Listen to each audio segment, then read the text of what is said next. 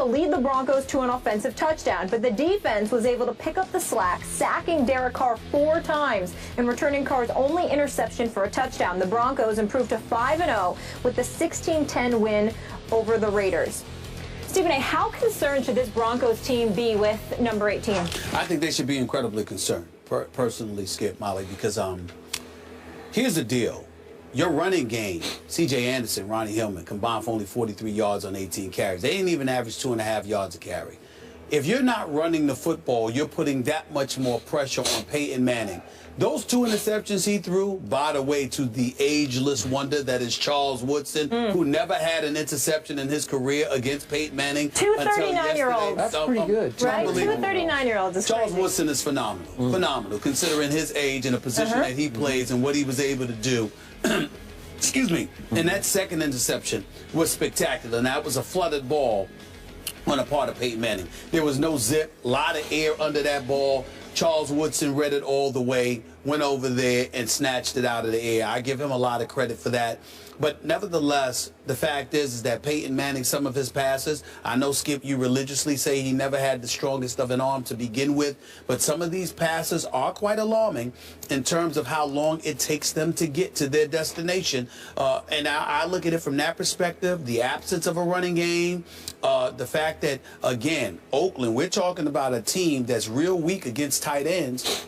Peyton Manning targeted Owen Daniels 5 times, not 1 reception at all, against a team who's notoriously weak in defending the tight end spot. Steelers playing tonight. They've given up 4 touchdowns to tight ends as well. Something else we'll talk about maybe a little bit later. But I look at the Oakland Raiders, and I'm just saying they were ripe to be had. They're on the come up. They look better, despite the game-saving interception by Chris Harris for the Broncos, who's been on our show, who's a damn good cornerback and doesn't get nearly as much credit as he deserves, returning that 74-yard interception for a touchdown. Denver's defense is big time. Shane Ray and those boys coming in replacement of DeMarcus Ware after he went out with the back injury. Somehow, some way, when you look at this defense, they just step up. And they show up, and they got 22 sacks on the season thus far. That's incredibly impressive. That's 4.5 a game.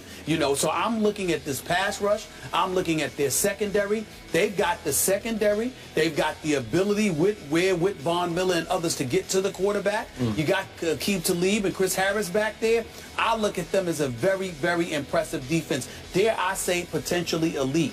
They keep this up, it will be verified.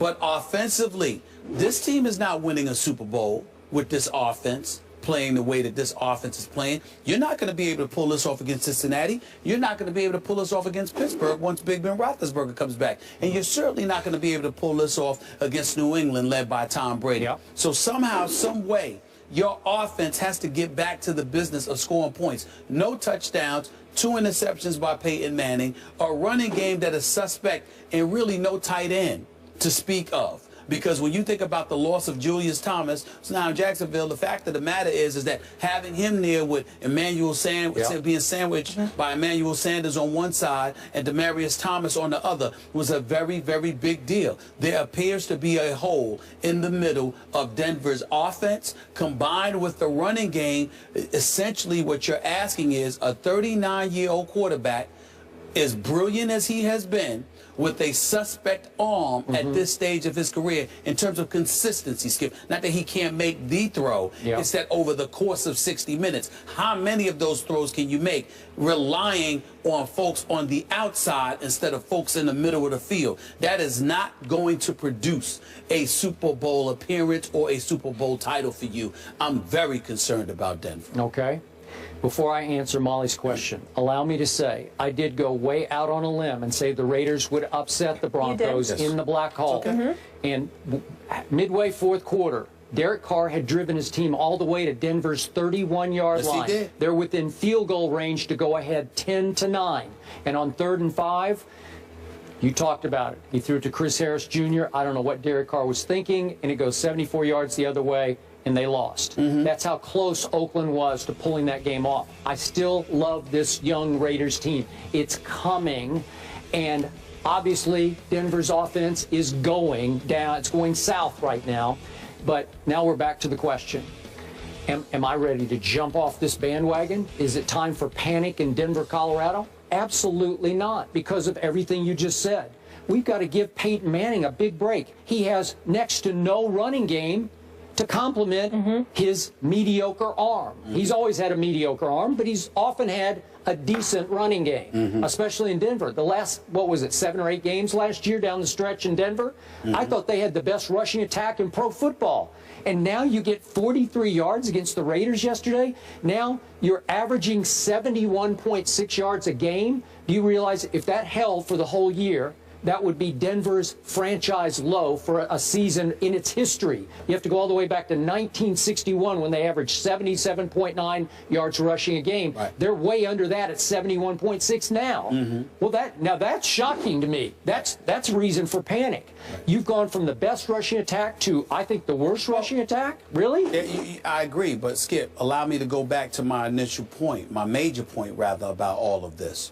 It's a football field. We watch the football game on TV, and we're not appreciating how wide a football field really is. And so when you look at it from that perspective and you're thinking about questions about the arm strength of a 39-year-old who wants experience for neck surgeries, okay? And your target, your main weapons are on the outside. You give him nothing in the interior, and you give him not to say Owen Daniels is nothing, but you give him virtually nothing compared to what you once had, at least at this particular moment. It appears that way. Nothing in the middle and nothing behind him to run the football. By the way, we didn't even get into the offensive line, which has been suspect all year long. They switched Columbus and some other guys in and out trying to change bodies on the offensive line. So let me get this straight. I'm Peyton Manning. I'm 39 years of age. We've got me on this football field. I've got people behind me ain't performing. I've got somebody at the tight end spot to really shorten the field and narrow the scope for me. It's not much there compared to what I'm accustomed to having. And oh, by the way, in the midst of all of that, I have a suspect offensive line. That's a problem. And so to me, it just speaks to the greatness, like you said, of a Peyton Manning, because to me, I find it miraculous that he's doing what he's been able to do in terms of moving the change, dictating pace, chewing up the clock, making sure his defense gets some rest. Peyton Manning is helping out in ways that people don't even realize, because what happens is the defense isn't overwhelmed because they're exhausted from being out on the field every minute because their offenses are walking 3 and out. But he's not producing points the way we're accustomed to seeing him, because for some reason the combination of John Elway and Gary Kubiak didn't address his needs as much as they tried to address the team's needs. Well, can I get to the bottom line, which is 5-0? I mean, they're 5-0, right? Peyton Manning is 5-0. I mean, that's pretty great given everything we just said. Yeah, well, him, Fran Tarkenton, Tom Brady, the only one who's done it more than 4 times in their career. We get all of that. The flip side to it, Skip Bayless, is this. When you're that great, we're not measuring you by what you do in the regular season. We're expecting, with greatness, we get to leapfrog and anticipate what you are going to do when moments count. Come to me and talk to me if Jay Cutler's 5-0. Okay? Talk to me if a Carson Palmer is 5-0. Talk to me when guys like that are 5-0. But somebody who has a history of regularly being a dominant fixture in the regular season, forgive us, you're measured against your own greatness. It's not an insult to you. So, yesterday against an up-and-coming, rugged, Rough Rider defense, that Oakland Raider defense, hey, Khalil Mack is no joke. I know Khalil Mack is no joke. Justin Tuck is no joke. You said the defense. You didn't say 2 people, okay? Charles Woodson's still no joke. Well, I know Charles Woodson is no joke. So here's the point. Against that defense at their place, Peyton Manning goes 22 of 35 for 266. I'll take him over Brandon Whedon. I got to tell you, if you give me Peyton Manning next time the Cowboys play at your Giants, I'll take it. That's not exactly a ringing endorsement. Well, but I'm just saying, really? I'll take it. Okay, so yesterday he had 0 touchdowns and 2 interceptions. I think a lot of this overreaction to poor Peyton, this gnashing of teeth, is fantasy madness. It's fantasy inspired, and the world has gone fantasy mad. But it's like, he didn't throw a touchdown pass. What is he up to now? I don't even know. I've lost track. Is he 6 and? I don't know, but he's won 2 games this season without scoring an offensive touchdown. Yeah, it's got like 7 interceptions. Yeah. Okay. So my point is, everybody's fixated on the low touchdown passes because the world needs Many fantasy owners need Peyton to throw lots of touchdown passes, right? And he's not throwing touchdowns. Oh, my God, he's washed up. But the only number I care about is 5 and 0. Well, Skippy's got 6 touchdowns, 7 interceptions. Okay, Let me say this to you. I don't pay attention that much to fantasy football. Maybe we should. Because I got news for you. It matters from the perspective of looking at him and his level of production and what position he's been placed in. When you talk about the New England Patriots, you talk about Super Bowl. When you talk about the Dallas Cowboys, you talk about Super Bowl aspirations. One of the reasons we haven't really focused on the Cincinnati Bengals, if we're being honest, is because we don't really believe in them as of yet, because they don't produce in the postseason. So what I'm saying to you, when you even with Eli Manning, we can sit up there and talk about how he led the league in interceptions 3 times in his career, but he's also got 2 rings. So somehow, I don't know how, but he I'm does. just saying, somehow, yeah, you Elite. do. He knows how. Spell it. All the bottom line is this: you know that there is a possibility that Eli Manning is going to be there when it counts. Peyton Manning is supposed to be there when it counts. And what we're seeing is a defense that can propel them. And we're asking the question: can this team take you to a Super Bowl?